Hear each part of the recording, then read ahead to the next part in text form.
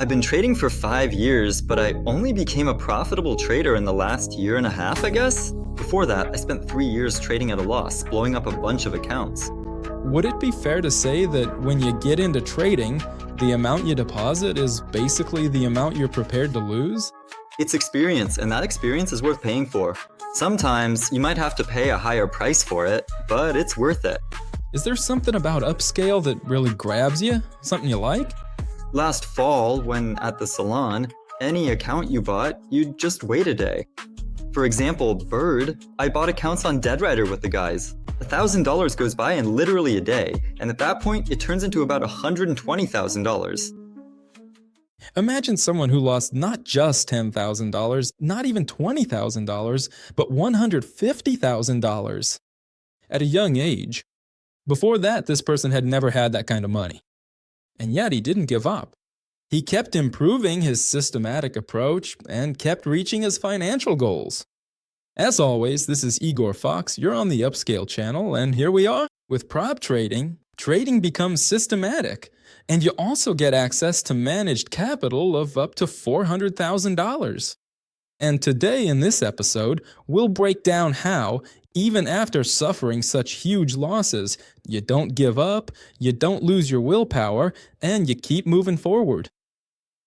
On the path to your financial dream, we'll have a guest, a former E-Rater who made a $5,600 payout from a $100,000 account. Let's get started. Hello, young man, former E-Rater. Glad to see you. What brings you here? How'd you end up on the Upscale channel today? Hey, likewise, glad to see you too. How did I end up here? You invited me yourself, didn't you?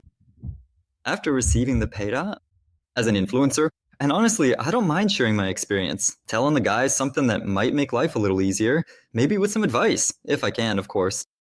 So you say you want to make life easier, share some experience, but really, why should we listen to you? Well, probably because I made it to fund it and got a payout. So how many years have you been trading? I've been trading for 5 years, but I've only been a profitable trader for the last year and a half. Before that, I probably spent 3 years trading at a loss, blowing up a bunch of accounts. There were times when I bought accounts on TopStep and blew them up in the first 2 hours, sitting there almost in tears. But that's experience, and you have to pay for it. Sometimes a pretty high price, but it's worth it. Tell me, how old are you? Where do you live? And where would you like to live? So I'm 21, originally from Ukraine, but I've been living in Europe for 5 years now. Right now, I'm in Warsaw, but before that, I changed cities and countries pretty often. So how did you end up in trading with all that traveling? Well, it all started back in 2020 during the Corona dump. At that time, I was in college, living in a dorm. And the guys were like, hey, look how everything's crashed. At that time, Bitcoin had dropped to 9,000 during the COVID crash. Basically, everything tanked. And I wanted to invest somehow. That's when you guys started. I started thinking about things like retiring at 30, where to make money, and so on. So I got into crypto and bought all sorts of coins, a bit of everything, including Bitcoin. But in the end, everything worked out well with futures. And that's when we really got into it. You can actually trade this stuff, you can make money off it somehow, and that's when I made my first profits. Of course, since I bought at the bottom and made money, I saw how it worked and thought, damn, it's so simple. You just press 2 buttons and off you go. So your main motivation is to retire at 30, right? That used to be my motivation. Now my motivation has changed a bit. Now I'm more motivated to become disciplined, stick to my strategy, and take on more responsibility. And the money, the early retirement, that'll all come as a side effect. A side effect of the process itself. All right. So, look, I heard you say that you've been trading for 5 years. And it's only in the last year and a half that you actually started making money from it. So the logical question is, what were you doing before trading? Or maybe, are you still doing something else right now? I worked as a chef in Italy for about 2 years. And I invested the money I earned as well into trading, lost it, and it also went toward other essential things in life, like rent, groceries, and so on. What was your most significant trade in trading? It could be either your biggest loss or your biggest profit. And it could also just be emotional, like some kind of stability, experience, something like that. The most significant trade is usually it's always a loss. The biggest loss I ever took happened just recently. It was on October 10th. That was the dump when a lot of altcoins crashed by 90 to 95% in an instant. At that time, I had open positions on Binance futures. Of course, they were open both on cross margin and isolated margin.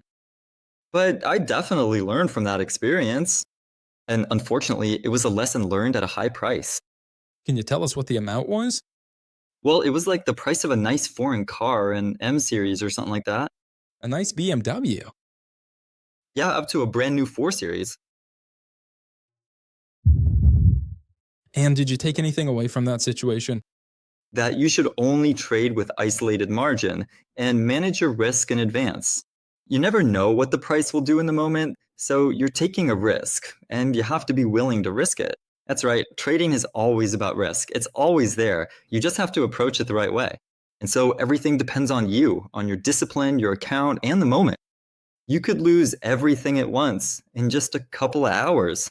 Would it be fair to say that when you get into trading, the amount you deposit into your account is the amount you're prepared to lose? Of course. So say you deposit $10,000. You should consider that $10,000 is... As good as gone. Okay, good, no problem. Here's an interesting point. As far as I know, you have a funded account with Upscale for $100,000, and you received a payout of $5,600 from it. Is that correct? Yes. You obviously got to this point somehow, so I'd like to ask you to show your trading terminal, trading view, or whatever is convenient for you to reveal the secrets of your trading strategy, how you developed it, and accordingly, how you managed to make that $5,600. Phew, well, I'm honest, not even with the system itself, not with the trading system, but with the system as an approach. Specifically, with the idea of being systematic. That'll be the foundation of everything. And the most important thing I've realized over years of trading is that it's crucial to be systematic. This isn't just about trading, it's about life in general. Without a system, even a brilliant idea or strategy will eventually fall apart. A system is when you have clear risk management, clear entry and exit rules, a ritual for analysis, doing it daily, no impulsive decisions, no revenge trading, and so on. I've started keeping a journal for about 2 years now where I record not just the numbers, but also my emotions, reasons for entering trades, what went wrong, and why I set a stop at that moment. And all of this needs to be turned into a repeatable process and done every day, consistently. My ear, this one, the right one, well, because the other one just isn't visible. On camera right now, you can see my left ear. I got caught on the word ritual.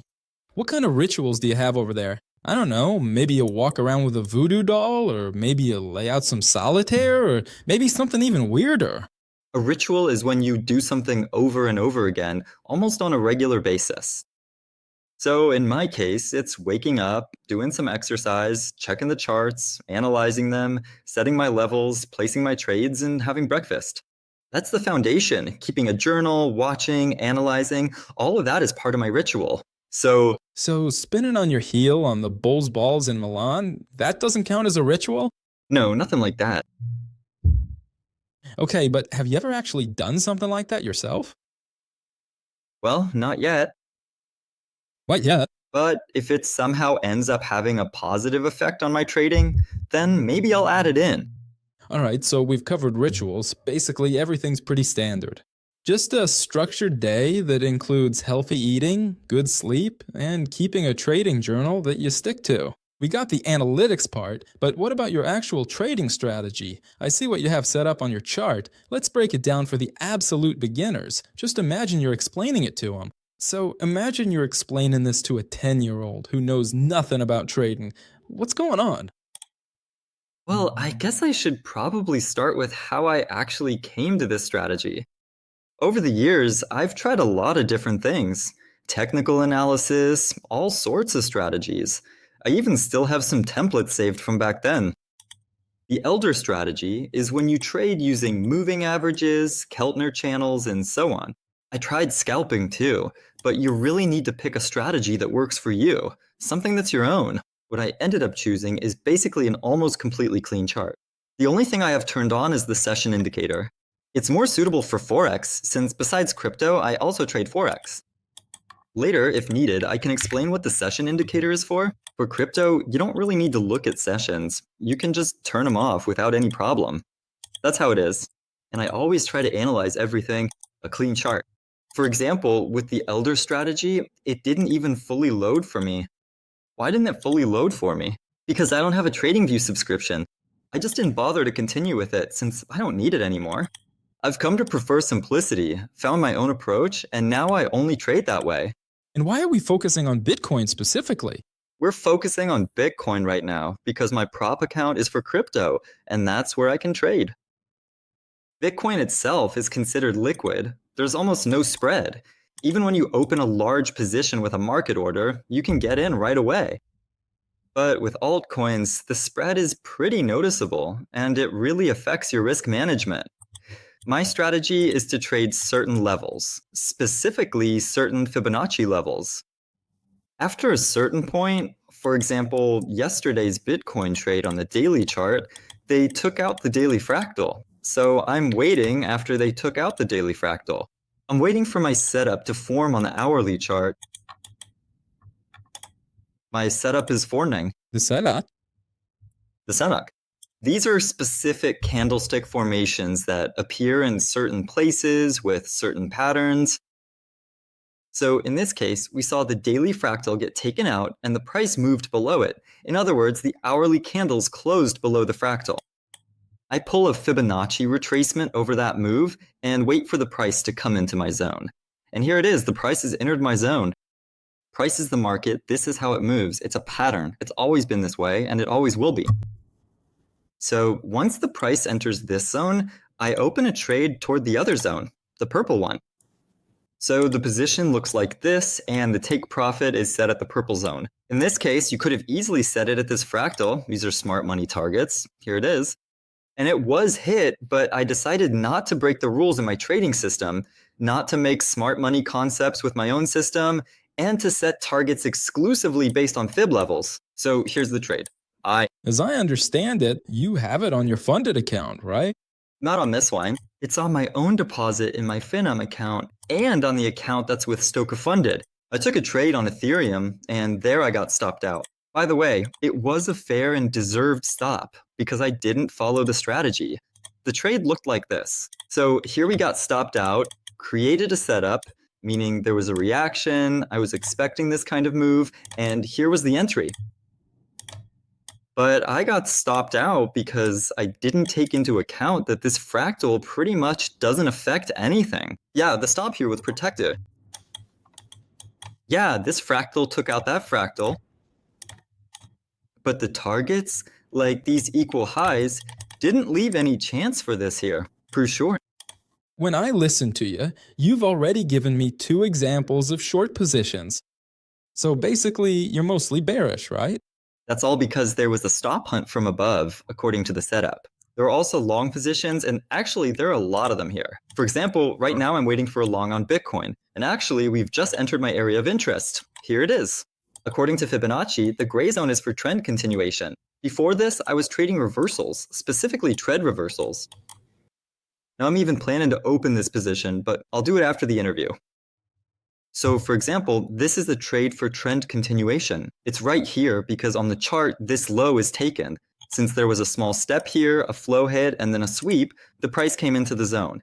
So this is an example of a trend continuation trade. The price will always move. I have a pretty straightforward question. How would you describe your trading style? Is it scalping, intraday? It's more intraday because I wait for hourly sweeps and hourly confirmations. A trade usually lasts from 8 hours up to 2 days. That's the average, so intraday. You can trade scalping too. All these patterns work exactly the same for scalping. They play out the same way. Here's an example of a trade. 15 minutes. Look, by the way, here it is. Head and shoulders. Pattern. Left shoulder, head, right shoulder. According to the system, you should draw the Fibonacci from the right shoulder. The price always comes to the entry stop, and here, the price reached the target. This is 15 minutes, and look, the price turned around exactly at 2. The take profit was hit to the penny, and from there, the reversal started. This reversal was all ready for testing the HTF Fibonacci. For this, you use the hourly Fibonacci. You need to understand this. It's something you learn through experience, when the price will reverse, when it will test this Fibonacci, and where it will test the HTF Fibonacci. But I chose what works best for me. You can also trade intraday. You can scalp too. You can take, let's say, 5-minute trades, 15-minute trades too, but for my psychology, that doesn't really suit me. For me, it's better and more stable psychologically to go long term. All right. Can you name, just off the top of your head, the 3 main indicators or patterns that you mostly use for trading? Just briefly. The first one is when we have some important factor. For example, here's a candle with a fractal, and we somehow mark it. It's important that a 1-hour candle forms an upper wick and closes lower. That's the first pattern. Then I apply the Fibonacci retracement to this reversal, wait for a pullback into my buy zone, and in that zone, I enter for a continuation toward the Fibonacci targets. That's the first candlestick pattern. There's also a second pattern, which is a 2-hour reversal. So the first hourly candle can close higher, but the second hourly candle must engulf the first one. Just like that. It has to close lower. Then, in the same way, you apply the Fibonacci retracement and wait for a reaction. And just like that, you ride the position toward the targets. This works everywhere and always. And what you just told me about. I heard that you also trade Forex. Is this same strategy applicable to Forex, or does it undergo any changes? This works on Forex too. And it's actually even more applicable than in crypto, because Forex has sessions, and you can trade based on the removal of different session fractals. So, for example, when we're trading Bitcoin, we might be waiting for the removal of a 4-hour fractal, or a 1-hour fractal, or a daily level, or the yearly open, the yearly low, or the monthly open. But on Forex, we can trade intraday. We can trade the removal of a session, the reaction to a session, and so on. So this applies to Forex as well, and actually even more so than to crypto. Because the market is a bit more liquid, it moves more strongly. The moves themselves happen faster, so it's even more applicable. All right. Do you have any rule that would make you never sit down to trade? The rule that would make me never sit down to trade is trading during news events. Although sometimes I might break that rule if there's a really good setup forming on the higher time frames. But that's very rare. So first, I don't trade during news events, and second, I don't trade if my setup hasn't formed. If there's no liquidity grab or no reaction to a certain zone, then I won't sit down to trade. We switched over to Offscale, and before we continue talking about how you managed to pass your funded account, I'd like to point out that our guest has a Telegram channel, which you can find linked in the description. So go check it out, subscribe, and see how Exerato conquers new heights. Also, I want to mention that just now we described a trading strategy that included both Bitcoin and the Forex market, or more precisely, the crypto and Forex markets. And in turn, I want to point out that on Upscale, you can choose an account with markets from both categories. If you want to trade Bitcoin, go ahead and trade Bitcoin. If you want to trade Euro USD, trade Euro USD. As always, the links are in the description. And now, let's keep going and find out, like Sarat, how he even ended up in this situation, doing an interview with me after withdrawing $5,600. Show us your certificate for $100,000 and your $5,600 payout. So we looked, admired, realized what a catch you are, and overall, we wouldn't have any questions like, we listened to you talk about your trading strategy, but there's no proof. But now I see $5,600 is shown, and then another $100,000. So how does your experience with prop trading compare to regular trading? Because I don't know if you've ever actually held $100,000 in your hands. Just so you know, this whole thing looks like, let me show you. For those who don't know, $100,000 looks something like this, basically. Well, it's just a small stack, kind of like, hello, hello. So that's what $100,000 looks like when you're trading on Upscale. So here's the question. Would you be ready to put that kind of money into your own personal account and trade with it or not? Would you be willing to deposit that amount into your own accounts and trade with it or what? I have deposited that kind of money into my own account and traded and lost it more than once. I think the answer is clear. If you have that kind of capital, why did you even come to Upscale? I mean, do you even need? In general, you don't need capital to trade. Well, let's say you lost that kind of capital, including during the October 50 dump, and decided to try prop trading. Had you tried prop trading before? No, you just happened to come across Upscale. There were moments like that last fall, when on Solana, any account you buy, you just wait a day. For example, Bert, I bought an account with the guys on the trader. In just one day, $1,000 goes by. At that moment, it turns into about $120,000. Easy come, easy go. $120,000. I sold that account. Bert on Solana. I waited literally 2 days, and from $1,000, it turned into 120. But then all that money started getting spread out into other accounts, into Fucci. That was when Trump showed up and the market was at its ATH. And little by little, it all started draining away. It drained down to zero. Easy come, easy go. And from that moment, I started thinking about a systematic process, a systematic approach, about trading the right way. And only that way can you get to real money, to real values, and understand yourself. That's how it is. Easy money never leads to anything good. When I hear stories like that, something stirs inside me. A little piece of you dies here with every closed tab you just removed from us. I'm not even joking, because that's really how it is.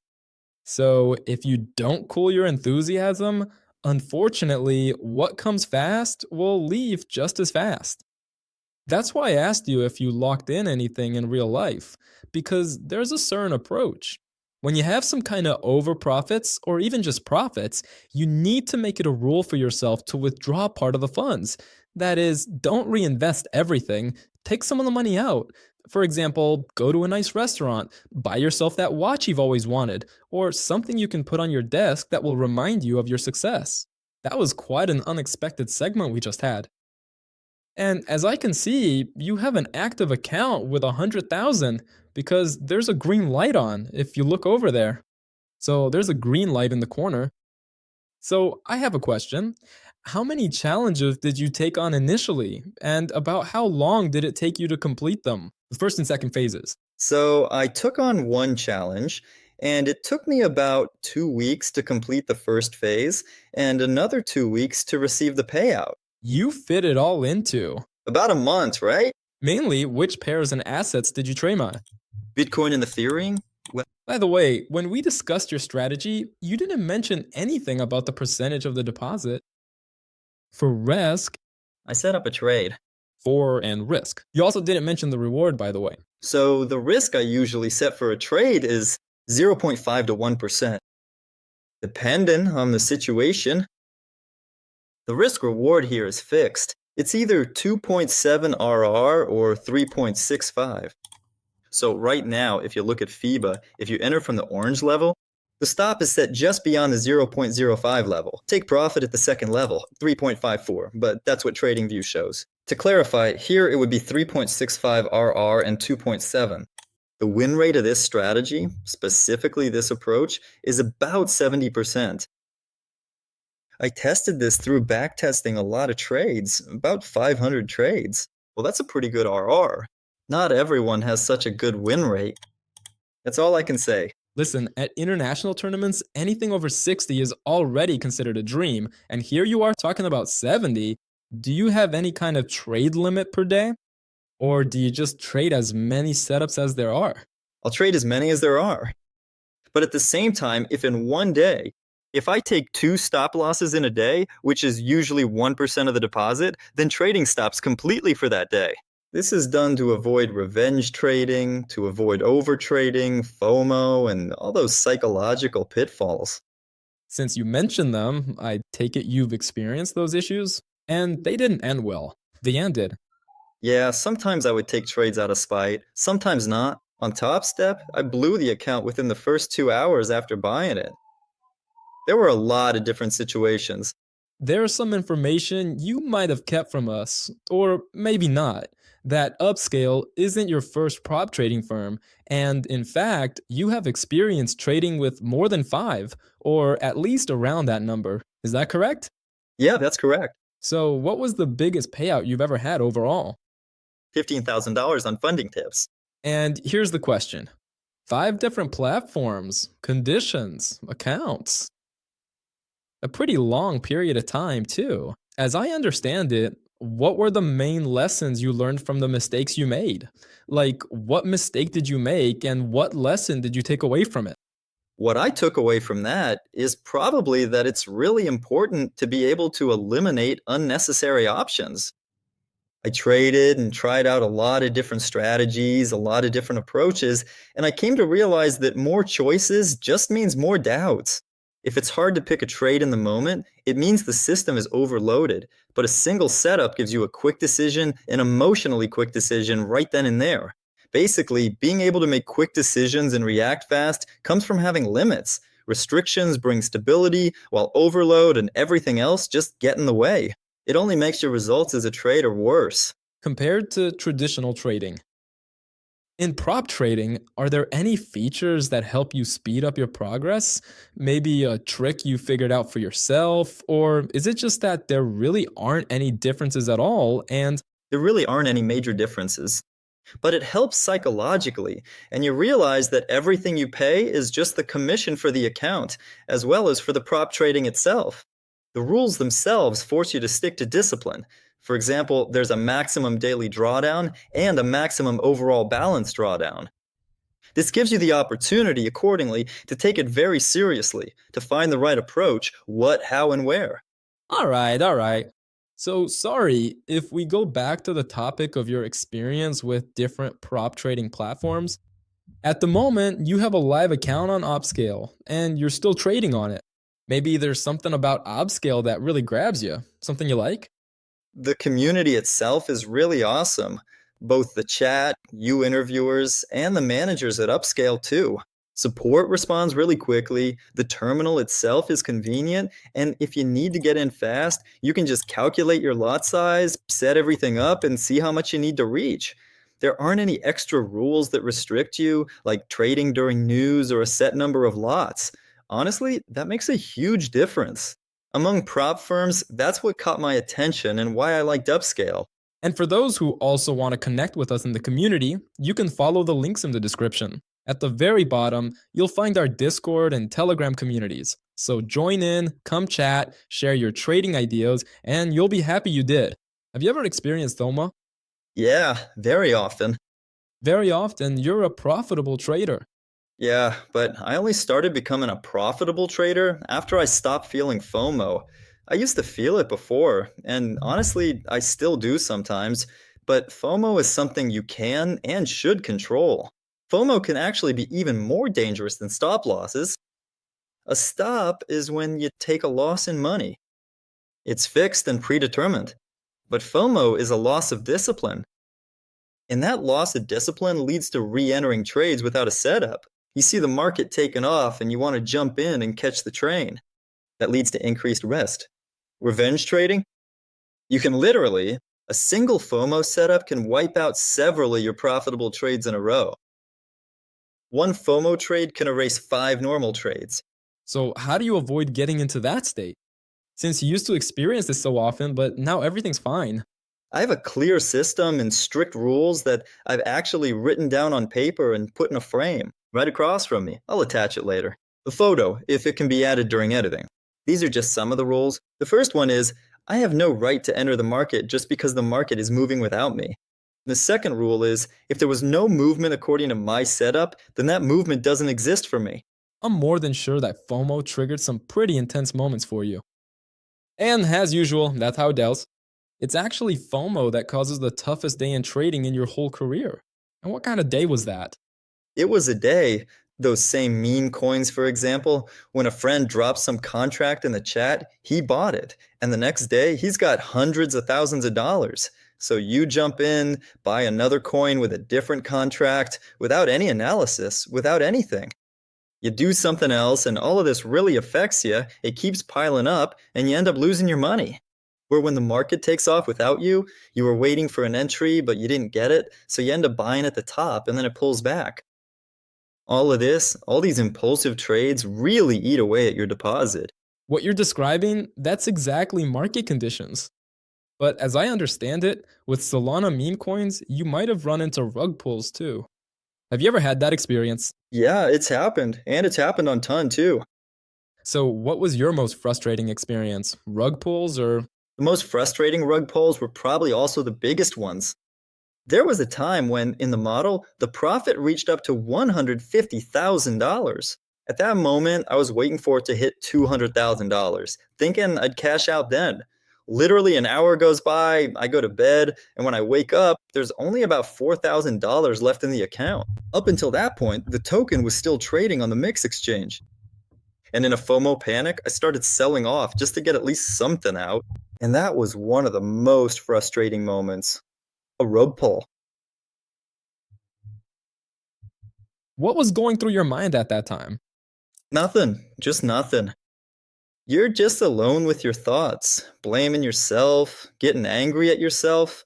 Why didn't I cash out? Why did I do this or that?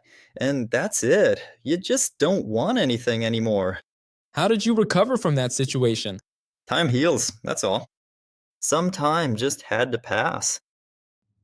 I did some self-reflection, analyzed my mistakes, and drew conclusions from that situation. You always have to treat everything as a lesson. If you keep obsessing like, damn, I could have done this or that, that's not good. You have to be like, okay, I learned this lesson. I need to take profits when I can, not just chase after money and so on. And that's it. Everything else will come. So, let's sum up everything you've said earlier in this interview. And let's give a few top tips for beginners who want to start trading and maybe even want to begin their careers with prop trading. What advice would you give them? I can talk about the two main reasons why traders blow up their accounts and how to quickly fix them. Of course, go ahead. The first reason is that you're losing too much. Specifically, it's about taking big losses on a single trade or in one day. This can be fixed very simply and quickly. You need to set strict risk management rules for yourself, like limiting your risk per trade to exactly 0.5 to 1% of your deposit, no more, and setting a maximum allowable drawdown. For example, in my case, if I hit 2 stop losses, that's it. You stop trading, close your terminal, and stick to your overall risk limits. You can also set a risk limit for all your positions combined, but that's not really relevant for me since I trade Bitcoin and Ethereum and only open a few positions. But if you're trading several assets, in different directions, it's better to set your total risk at 3 to 4% and never increase your position size after a stop loss. And you should never move your stop loss either, especially if it's set according to your system. And with this approach, even a streak of 20 stop losses in a row won't have a major impact. First, you're losing too much, and second, you're losing too often. When your win rate drops below 40% or 50%, and even with normal risk and a decent risk-reward ratio, your account still ends up in the red. By the way, this can also be fixed pretty easily. But you need to take a systematic approach. Specifically, develop your competitive advantages, dig deeper into your strategy, or even change it. For example, you should start keeping a trade journal, track 100 trades on the chart, and split these 100 trades into 2 groups. The first group is the trades that closed in profit, and the second is the ones that hit the stop loss. Identify any patterns or regularities. Why didn't they work out? Check the time of day, see if there was any news, or look at the setup. Maybe it was the volume, and then analyze other trades across the whole system that didn't work out. For example, maybe you entered on FOMO when there was no trend. Maybe it was overtrading, trading too much. And do what works, repeat it, and stop doing what doesn't work. So basically, forbid what didn't work. Here you made this kind of mistake, so don't enter like that. If you analyze 100 or 200 trades like this, your win rate will go up. We're coming to the end of our interview, and now I want to ask, you have trading, and I'm more than sure it takes up a significant part of your life. Most likely, it somehow affects your everyday life. So, have you noticed any influence from trading in your daily activities, maybe? At work as a chef, in bed? When I switched to trading, when I stopped being a chef, I tried to fully immerse myself in the market, and I managed to do it. Very often, It often happens that traders, those who are successful in the market, are also successful in other areas, but not the other way around. For example, if someone comes to trading from some business or another real life background, they're unlikely to be as successful as a trader who moves into another field.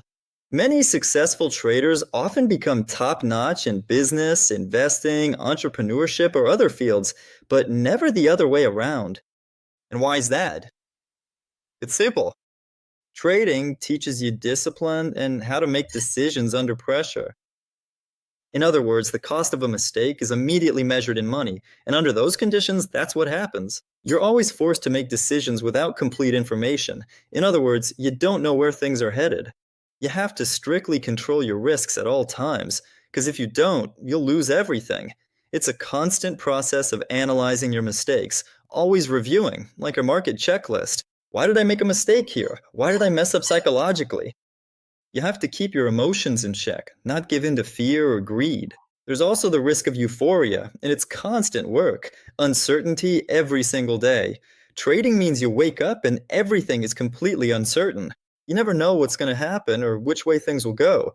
It's like training your brain for survival and constant growth, with endless examples. There are so many different things in life. George Soros, Paul Tudor, and other guys like that. If anyone's interested, they can look it up. Just Google it, check Wikipedia, and find it for yourself. Those are the kinds of examples I mean.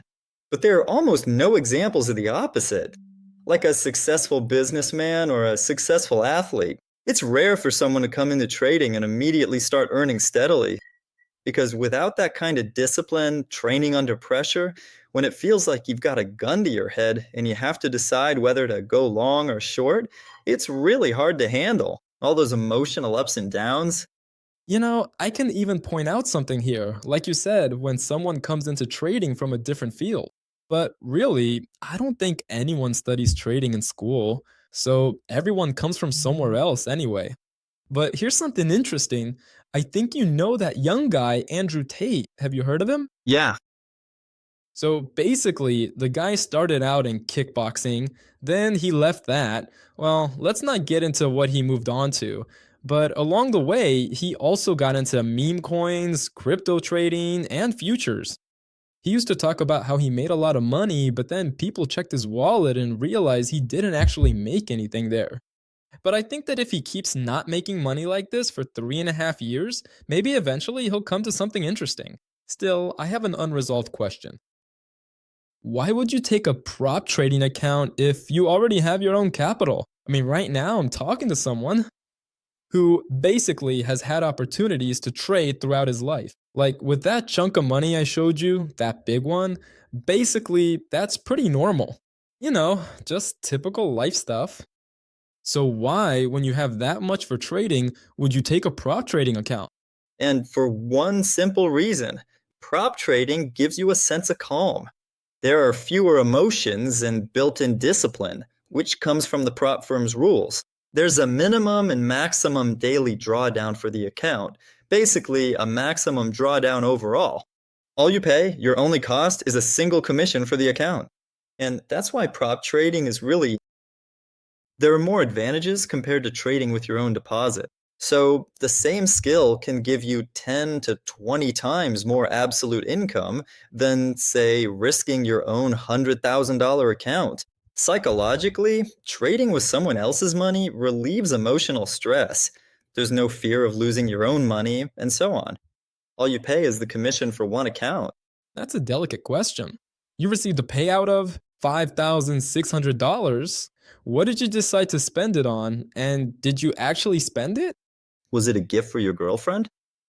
A new iPhone 17 Pro Max, and the rest is probably still sitting on the exchange. I transferred it straight to my account there. So basically, it went from my wallet to the exchange. Now I'm thinking about moving it again, maybe scaling up, buying a $200,000 account and trading with that. How quickly did you get your payout? 10 hours from the moment I withdrew. All right, tell me. Do you have any specific big dreams or goals that you'd really like to achieve through your trading? I think it's freedom. Everyone comes to trading for that. The main reason is money. But money gives you freedom. The ability to be completely free and not tied to one place to live. Trading really helps with that, and you can trade from anywhere. It doesn't depend on any other factors or anything else. The dream is to be completely free, to have trading fully support my life.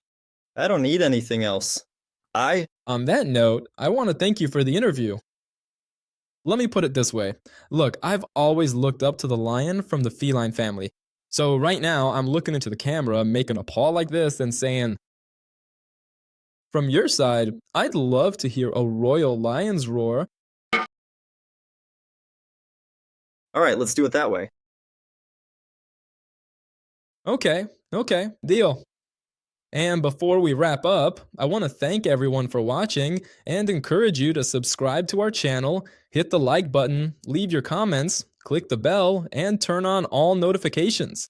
Because here, we talk about how prop trading can change your approach to trading and maybe even change your life. And before I hit the end button, recording, I want to ask you to say anything you want as a parting word. Thanks, everyone. My delivery just arrived, so I'm off to eat. The main thing I want to say is stop trying to be a hero. Just follow the rules. And from that moment on, everything will start going up. Thanks, everyone, and goodbye. Let's wish Exerato a good meal, and we'll see you at the top.